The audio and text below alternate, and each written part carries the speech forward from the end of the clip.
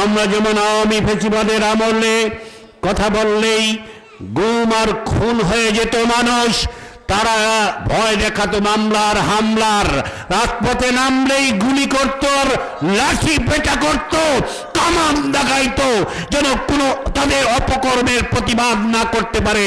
কথা বলবেন ঠিক না ঠিক? দেশটার মধ্যে একটা ত্রাসের রাজত্ব, নরক রাজ্য কায়েম করেছিল, কিন্তু সেখানেও কিন্তু আলেম ওলামা পীর মাশায়েখ যাদেরকে রিমান্ডে নিয়ে আপনার মেরে রিমান্ড করতে করতে তাদেরকে পঙ্গু করে দিয়েছে। বাবু জুনায়েদ বাবুনগরী সুস্থ মানুষ গ্রেপ্তার হয়েছে, রিমান্ড থেকে ছাড়া পাওয়ার পরে হুইল চেয়ার দিয়ে ছাড়া চলতে পারে নাই। কথা বলবেন ঠিক না ঠিক?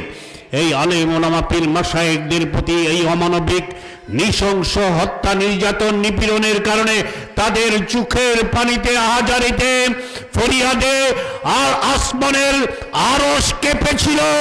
ওই ফরিয়াদে শেখ হাসিনার তক্তে তাউস ওই 24-এর 5ই আগস্ট তাসের ঘরের মতন ভেঙে খান খান হয়ে গেছে। কথা বলবেন ঠিক না ঠিক? মানুষের মধ্যে কথা চাউর ছিল একটা কথাই, হাসিনা মৃত্যু ছাড়া, আল্লাহর গজব ছাড়া এই ফেসিবাদ সরকারকে নামাবার শক্তি কারণ নাই। কথা ঠিক না ঠিক?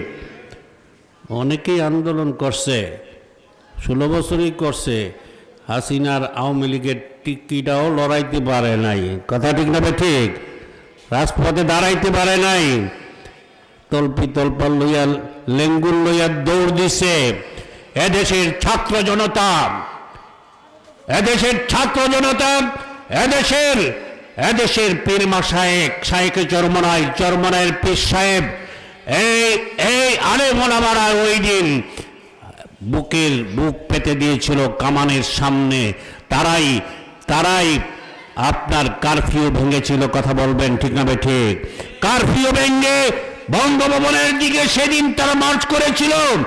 আমরা নীরব হব না, আমরা নিস্তব্ধ হব না যতদিনে ফেসিবাদ মুক্ত বাংলাদেশ গড়তে পারবো না। ঠিক না ঠিক? এই দিন কিন্তু এরারে পাওয়া যায় নাই, কেউ পাওয়া যায় নাই।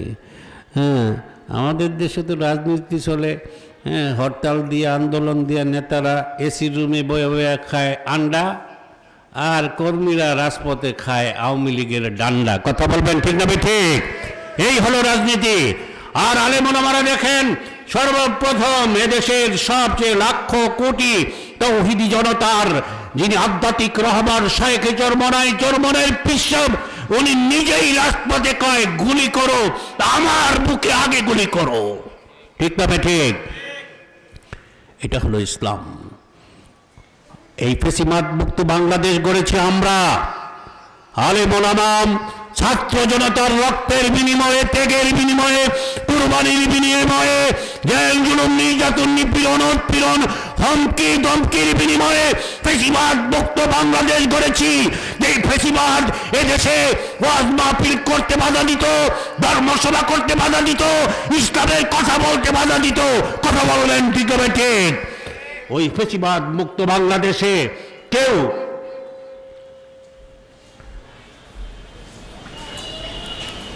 ধর্মসভা বাধা দিবে ওই ক্ষমতা কারণ নাই, ওই ক্ষমতা কারণ নাই। এই সমাজে বর্তমান প্রজন্মে এরকম কোনো আদমি জন্মায় নাই। পরিষ্কার বলে দিতে চাই, এই ফেসিবাদ মুক্ত বাংলাদেশ তৌহিদি জনতার বাংলাদেশ। কথা ঠিক না ঠিক? আলেম ওলামা পীর মাশায়েখ এর বাংলাদেশ, ছাত্র জনতার বাংলাদেশ। রক্ত দিয়ে স্বাধীনতা এনেছি, নতুন বাংলা এনেছি। স্বাধীনভাবে চলবো, স্বাধীনভাবে কথা বলবো, স্বাধীনভাবে ওয়াজ করবো, নসিহত করবো, কোরআন পড়বো, পড়াবো। কাউকে কর দেওয়ার সময় নাই, সুযোগ নাই, বেল নাই, বেল নাই, বেল নাই। পরিষ্কার কথা বলে দিতে চাই, বেল নাই। আমরা সব কিছুই পারি, অনেক কিছু করি না, ক্ষমতা দেখাই না। তবে যারা ক্ষমতা দেখায় তারা ভালো না, ক্ষমতা না দেখানো ভালো। আমরা ধৈর্য ধারণ করি। আলেকজান্ডার দ্য গ্রেটের মৃত্যুর আগে তার বুধোদয় হয়েছিল। আমাদের সমাজেরও ওই বয়স হইলে দেখা যায় দাড়ি রাখে, টুপি পরে, পাঞ্জাবি মসজিদে যাওয়া শুরু করে। এর আগে ওই সময় তো রিটায়ার্ড, আর কোনো চাকরি নাই, নেতাগিরি নাই, মাতবরি নাই, কিছু নাই। হ্যাঁ, এখন আয়া সেটা মসজিদমুখী হয়। আলেকজান্ডার দ্য গ্রেট সময় নাই, মৃত্যুর আগে তার কমান্ডার সবাইকে ডাকছে। ডাকার পরে বলে যে, শোনো, ডাক্তার ডুক্তার ডাইকা লাভ নাই, কবিরাজ জাইনা লাভ নাই, ওষুধপত্র যা আনছো আর আনার দরকার নেই, সময় কম, সময় নাই, মনে বাড়ি জ্বালাইছে, চলে যাবে। আমার 3টা নসিহত তোমরা পালন করবে, ওয়াদা করো, হাতে হাত রেখে ওয়াদা করো, 3টা আমার ওসিয়ত তোমরা পূরণ করবে। বস অবশ্যই কান্নার পরিবেশ জর্জার করে, কান্নার রোল পড়েছে Alexander the greater second in command. যে সমস্ত কমান্ডাররা, বস বলেন কি আপনি চলে গেলে কে বিশ্বজয় করবে, কার নেতৃত্ব হবে? না, কইলে লাভ নাই, সময় শেষ। আমার 3টা ওসিয়ত, একটা হলো, হ্যাঁ, আমার মৃত্যুর পরে আমাকে কাফন পরাইবা, হাত 2টা বাহিরে রাইখা। কাফন যখন পরাইবে হাত 2টা থাকবে কোথায়? বাহিরে রাইখা হাত কাফন পরাইবা। 1 নম্বর ওসিয়ত। 2 নম্বর হলো, আমার লাশের খাটিয়াটা বাড়ি থেকে জানাজার ময়দান পর্যন্ত, সেখান থেকে কবর পর্যন্ত আমার মরা লাশের খাটটা বহন করবে। আমাকে যারা চিকিৎসা করেছে, যে ডাক্তার, কবিরাজ, এরা আমার খাটটা বহন করবে, তোমরা কেউ খাট বহন করতে পারবা না। 3 নম্বর হলো, আমি যে এত দেশ জয় করেছি, দেশ জয় করে আমি কারি কুড়ি টাকা পয়সা, সোনা গহনা আমি পুঞ্জীভূত করেছি, সঞ্চয় করেছি। এইগুলো আমার বাড়ি থেকে নিয়ে আমার কবর পর্যন্ত রাস্তার মধ্যে বিছায় দিবা। এগুলোর উপর পাড়াইয়া আমার লাশটা নিয়ে, মরা লাশের খাটটা নিয়ে কবরে যাবে। কয়টা শর্ত? 3টা। একটা হলো 2টো হাত বাহিরে রেখে, কবজি পর্যন্ত বাহিরে রেখে আমার কাফন পরাইবা। 2 নম্বর, আমার ডাক্তার কবিরাজরা এরা আমার লাশ বহন করবে। 3 নম্বর হলো, আমার পুঞ্জীভূত টাকা পয়সা, সোনা গহনা আমার বাড়ি থেকে কবর পর্যন্ত রাস্তার মধ্যে বিছায় দিবা। এটার উপর পাড়ায়া আমার চিকিৎসকরা লাশ নিয়ে আমার কবরে যাবে। আমি পৃথিবীবাসীকে জানিয়ে দিতে চাই, আমি পৃথিবীবাসীকে বলে যেতে চাই, এই যারা টাকা পয়সা অর্থ করির জন্য সুদ খাও, ঘুষ খাও, মানুষের উপর জুলুম করো, নির্যাতন করো, নিপীড়ন করো, উৎপীড়ন করো, বোনের হক নষ্ট করো, ভাইয়ের হক নষ্ট করে, তার সম্পদ, তার জায়গা জবরদখল করে, তারা টাকা পয়সা, বাড়ি গাড়ি, অর্থ করি, মার্কেট, দোকান, বিল্ডিং, আয়নাগেরা গাড়ি, কয়েকতলা বাড়ি, সুন্দর নারী গড়ে তোলে, তাদেরকে জানিয়ে দিতে চাই, আমি আলেকজান্ডার দ্য গ্রেট অর্ধেক পৃথিবী জয় করেছে, হাজার কোটি টাকার এবং হাজার বুড়ি স্বর্ণের মালিক। আমি আজকে খালি হাতে পৃথিবীর থেকে চলে যাচ্ছি, কিছুই সাথে নিয়ে যেতে পারছি না। বলেন সুবহানাল্লাহ। একজন ধার্মিক না, কিন্তু আল্লাহওয়ালা লোক না, সে মুসলমানও না, সে আজ থেকে ৩,৫০০ বৎসর পূর্বের ঘটনা। কোন নবীর আমল ছিল, কি ছিল তা বলা দুষ্কর, কিন্তু সে যে নসিহত করে গেল যে খালি হাতে এসেছো, খালি হাতে যেতে হবে। আমি আলেকজান্ডার গ্রেটও খালি হাতে চলে গেলাম। আর আমার ডাক্তার লাশ বহন করবে। কেন বলে গেছি জানো? পৃথিবীবাসীকে জানিয়ে দিতে চাই, কোনো ডাক্তার, কোনো কবিরাজ, কোনো হাসপাতাল, কোনো ক্লিনিক কোনো মানুষকে বাঁচাতে পারে না। হ্যাঁ, কোনো মানুষকে দেশ, ব্যাংকক, সিঙ্গাপুর, ভারত, মাদ্রাজ, যেখানেই যাও চিকিৎসার জন্য, যত উন্নত চিকিৎসা, বড় ডাক্তার, সার্জন, প্রফেসর, জাতীয় প্রফেসর, কোন কেউ তোমাকে হায়াত দিতে পারবে না, বাঁচাতে পারবে না। কথা বলবেন ঠিক না? ঠিক। যমুনা গ্রুপের মালিক নুরুল ইসলাম বাবুল বলেছিল, করোনাক্রান্ত হয়ে যে আমার যে শরীরের ব্যথা, আমার যে কষ্ট হচ্ছে, আমার সম্পত্তির ডাক্তারকে অর্ধেক সম্পত্তি দিয়ে দিব, আমার পেটের ব্যথাটা, শরীরের ব্যথাটা, আমার অস্বস্তি অশান্তিকে দূর করে দিলে আমি তাকে অর্ধেক সম্পত্তি দিয়ে দিব। কিন্তু তারপরেও ডাক্তাররা তার কষ্ট রোধ করতে পারে নাই। কথা বলবেন ঠিক না ভাই? ঠিক, এটা পারবে না, কোনো মানুষ পারে না। আমি মানুষকে জানিয়ে দিতে চাই, কোন ডাক্তার কবিরাজরা আমার লাশ বহন করছে। এই সমাজের পৃথিবীর সবচেয়ে সেরা সেরা ডাক্তার, সার্জন, প্রফেসররা আমাকে চিকিৎসা করে আমাকে বাঁচাতে পারে নাই। টাকা পয়সা রাস্তার মধ্যে ফেলে দেওয়ার জন্য এই জন্য বলেছি যে এগুলো কোনো কিছু দাম নাই। তোমার দাম হলো তোমার কাজে লাগবে, তোমার আমল। তুমি যদি দুনিয়াতে একটু ভালো কাজ করে যাও, যদি সুন্দর বিচার করে, ন্যায় বিচার করে থাকো, যদি ভালো দুষ্টের দমন শিষ্টের পালন করে থাকো, ইনসাফের বিচার যদি করে থাকো, মানুষের সাথে ভালো ব্যবহার করে থাকো, মানুষের সাথে সদ্ব্যবহার করে থাকো, সুপরামর্শ দিয়ে থাকো, যদি আপ্যায়ন করে থাকো, মেহমানদারি করে থাকো, সাহায্য সহযোগিতা করে থাকো, নামাজ, রোজা, হজ, যাকাত ইত্যাদি কাজ যদি তুমি মুসলিম হিসাবে যদি করে থেকে থাকো, তুমি যদি বিনয়ী হও, তুমি যদি নম্র হও, তুমি যদি ভদ্র হও, তুমি যদি পরোপকারী হও, তাহলে এটা তোমার কাজে আসবে, এটা তোমার ফায়দায় আসবে, এটা মরণের পরে তোমার উপকার আসবে। কথা বলবেন ঠিক না ভাই? ঠিক। এছাড়া এগুলো কোনো কিছু কাজে আসবে না।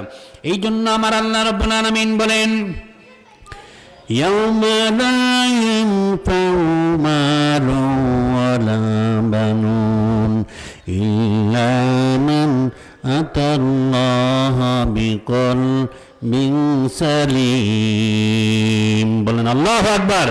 বাইরের মাইকটা বন্ধ করে দাও। আল্লাহ রাব্বুল আলামিন বলেন, ওই কিয়ামতের দিন টাকা পয়সা, অর্থ করি, ব্যাংক ব্যালেন্স, পদ পদবী, নেতৃত্ব, কর্তৃত্ব, জনবল, বাহুবল, ধনবল পাওয়ার ক্ষমতা কোনো কাজে আসবে না, কোনো উপকারে আসবে না। সেই দিন কোনো সুপারিশ গ্রহণ করা হবে না, ঘুষও নেওয়া হবে না, তদবিরও চলবে না। ওই দিন নেতার তদবিরও চলবে না, পীর সাহেবের তদবিরও চলবে না। ওই দিন কোনো কাজে আসবে না। সেই দিন তোমার নেক আমল, তুমি যদি একটা স্বচ্ছ, সুন্দর, নির্মল, পরিচ্ছন্ন একটা কলব নিয়ে যদি আমার কাছে হাজির হতে পারো, বান্দা তোমাকে আমি একটা সুন্দর, স্বচ্ছ, নির্মল, নিষ্কলুষ, পরিচ্ছন্ন একটা কলব আমি দান করেছিলাম। তুমি যেদিন জন্মগ্রহণ করেছিলে তার থেকে নিয়ে প্রাপ্তবয়স্ক হওয়া পর্যন্ত তোমার কলবটা অনেক স্বচ্ছ, পরিচ্ছন্ন, পবিত্র ছিল।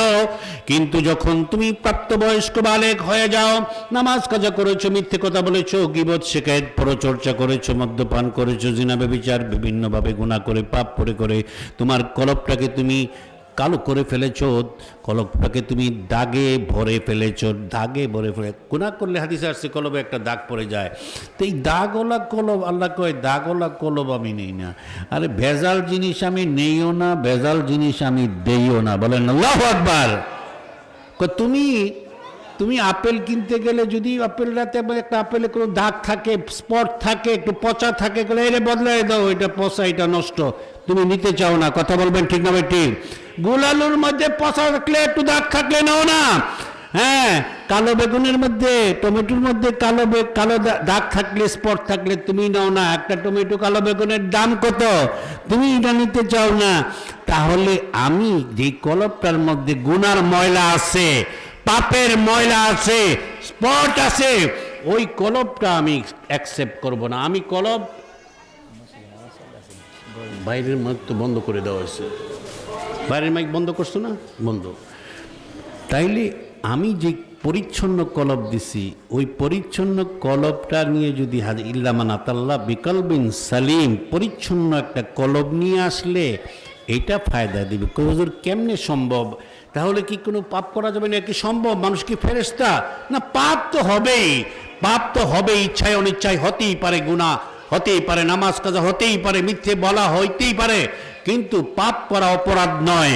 তবে পাপের পরে তওবা না করা অপরাধ। কথা বলবেন ঠিক না বেঠি? পাপ করা অস্বাভাবিক না, পাপ করাটাই স্বাভাবিক। কারণ ফেরেশতা কোনো গুনাহ করার ক্ষমতা নাই, খালি নেকি, তার ক্ষমতা হলো খালি নেকি করার, পুণ্য করে। গুনাহ কি জিনিস হ্যাঁ বুঝে না, ঠিক না ঠিক? শয়তান তার হইলো সব হইলো গুনাহ, পাপ আর পাপ। নেকি কি জিনিস তার সিলেবাসে নেকি নাই। কথা ঠিক না ঠিক? তাহলে শয়তান আর ফেরেশতার মাঝামাঝি মানুষ নেকি এবং বদি গুনাহ দুইটারই ক্ষমতা তার আছে। হ্যাঁ, দুইটাই ক্ষমতা আছে। হ্যাঁ, ইন্না হাদাইনাহুস সাবিল ইম্মা শাকিরা ওয়া ইম্মা কাফুরা, দুইটাই ক্ষমতা তোমাকে দিলাম।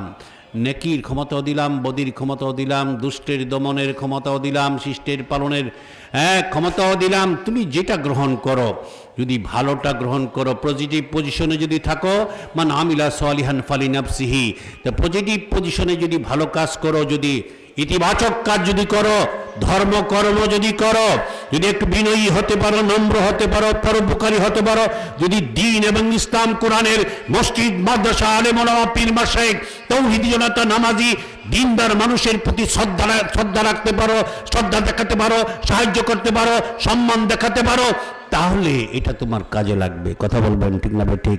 এটা তোমার উপকার আসবে, এছাড়া অন্য কোনো কিছু তোমার উপকার আসবে না। হ্যাঁ, তবে আল্লাহ তাআলা বলেন যে গুনাহ করা, গুনাহ হতেই পারে, তবে গুনাহ করার পরে তওবা না করা এটা হলো অপরাধ। আল্লাহ তাআলা এমন ব্যবস্থা রেখেছেন যে পাহাড় পরিমাণ গুনাহ, অনেক গুনাহ করেছে, এমনকি খুন, খারাপি, জিনা, ব্যভিচার, মদ্যপান সহ একটা গুনাহই করে নাই। সেটা হলো দুইটা গুনাহ, একটা হলো শিরক, আল্লাহর সাথে কাউকে শরীক করে নাই, আর একটা হলো বাবা মার সাথে বেয়াদবি করে নাই। এই দুইটা গুনাহ আল্লাহ মাফ করে না, আর অন্যান্য গুনাহ আল্লাহ মাফ করে দেয়। চিৎকার করে বলেন সুবহানাল্লাহ। আমার কথা নয়, আমার আল্লাহ বলেন ইন্নাল্লাহ লা ইয়াগফিরু আন ইউশরাকা বিহি ওয়া ইয়াগফিরু মিন দুনা যালিকা লিমান ইয়াশা। আল্লাহু আকবার।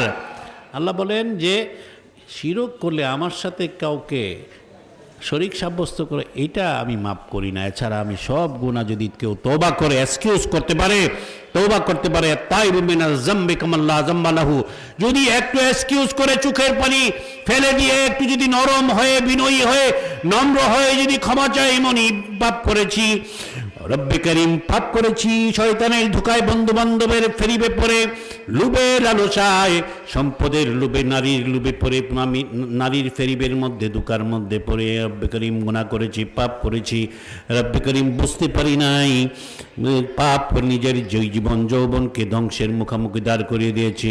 রব্বে করিম এখন বুঝতেছি, জীবন প্রভাতে মনের মালাতে কেটেছিল যত ফুল, জীবন প্রভাতে মনের মালাতে কেটেছিল যত ফুল, আজ দেখি হায় ফুল সে তো নয়, সব যে মনের ভুল। আল্লাহু আকবার। মনে করছিলাম ফুল, অন্দি সবই ভুল। মনে করছিলাম বাড়ি আমার, ঘর আমার, ছেলে আমার, মেয়ে আমার, বউ আমার, এখন দি কেউ কথা শুনে না, এখন দি আমার কাছে কেউ আসে না, ধমক দেয়, আমার উপরে ছুরি চালায়। কথা বলবেন ঠিক না ঠিক? সবই ভুল, হিসেব দিকে যা করেছি সবই ভুল। এখন কয় আহা রব্বে করিম, গুনাহ করেছি, পাপ করেছি, যা বুঝতেছি আমি তো জিরো, আমি রিটায়ার্ড করেছি অফিস থেকে, আমাকে অবসর দিয়ে দিয়েছে সমাজ থেকে, এখন অবসর বিচার নালিশের মধ্যে এখন ডাকে না। ছেলে কয় বাবা তোমার বয়স হয়েছে, এখন তোমার এগুলোর সময় না, তুমি তসবিহ জপবা, নামাজ পড়বা, মসজিদে যাইবা, খাইবা, আরাম করবা, বাস। এখন সামাজিকতা আমরা করব, রাজনীতি আমরা করব, নেতাগিরি আমরা করব, বিচার সালিশ আমরা করব, বাজার সদাই কেনাকাটা ভাড়া বুড়া আমরা উঠাবো। কথা ঠিক না ঠিক? তখন হায় রে রব্বে করিম, ভুল করেছি, মাফ করে দাও, ক্ষমা করে দাও, ক্ষমা করে দাও, মাফ করে দাও আল্লাহ, ওগো আল্লাহ, ক্ষমা করে দাও, মাফ করে দাও আল্লাহ, ওগো আল্লাহ, ক্ষমা করে দাও, মাফ করে দাও। যতদিনে জীবন বিনা বাজিবে, সুপতি চালাও, মাফ করে দাও আল্লাহ, ওগো আল্লাহ, ক্ষমা করে দাও, মাফ করে দাও, ক্ষমা করে দাও, মাফ করে দাও। কোনো বান্দা যদি শবে রাতে শবে কদরে যদি রমজান মাসে ইফতারের পূর্বে যদি সেহরির সময় তাহাজ্জুদের নামাজ পড়ে কোনো ওয়াজ মাহফিলের সহিষ্ণুতির 5 দিন ব্যাপী ওয়াজ মাহফিলের আখিরি মোনাজাতে যদি একটু চোখের পানি বিশ্ব ইস্তেমার আখিরি মোনাজাতে শরীক হয়ে যদি একটু আল্লাহওয়ালাদের সাথে হাত মিলিয়ে আল্লাহওয়ালারা এখানে হাত তুলেছে এই বিশ্ব ইস্তেমার ময়দানের মধ্যে বাংলাদেশের যত তাহাজ্জুদ গুজার মানুষগুলো আছে যারা কোনোদিন তাহাজ্জুদ ছুটে না সব মানুষগুলো ওই দিন মোনাজাতের দিন ওই ময়দানে হাজির থাকে। কথা বলবেন ঠিক না ঠিক? অনেক সব আলেম ওলামা পীর মাশায়েখরা এখানে হাজির থাকে যাদের কোনোদিন ইশরাকের নামাজ কাজা হয় না, তাহাজ্জুদের নামাজ কাজা হয় না, যাদের আওয়াবিন নামাজ কখনো ছুটে না, কখনো ফজরের নামাজ জামাতের সাথে জীবনে কোনোদিন ছুটে নাই, এরকম সব বান্দাগুলো প্রতি বছর ওই বিশ্ব ইস্তেমার মধ্যে মোনাজাতের মধ্যে শরীক থাকে। কথা বলবেন ঠিক না ঠিক? এই আরেকটা ময়দানের মধ্যে ওই আল্লাহওয়ালা পৃথিবীর সব আল্লাহওয়ালা বুজুর্গরা পীর মাশায়েখ হাজির হয়, জমা হয়। সেই ময়দানটা অনেক পবিত্র। ওই ময়দানটা তো এমন ময়দান, রাসূল বলেন ওই ময়দানে যদি কেউ ওই বান্দাদের সাথে হাত মিলায় যদি হাত উঠায় অথবা হাত নাই উঠায়, মোনাজাত করে নাই, শুধু ওই ময়দানে গিয়ে হাজির হয়েছে, ও ময়দানে সে অসুস্থ, তার জ্ঞান নাই, অসুস্থ, তারে নিয়ে সেটা অ্যাম্বুলেন্স দিয়ে ময়দানের মধ্যে নিয়ে তাকে হাজির করছে।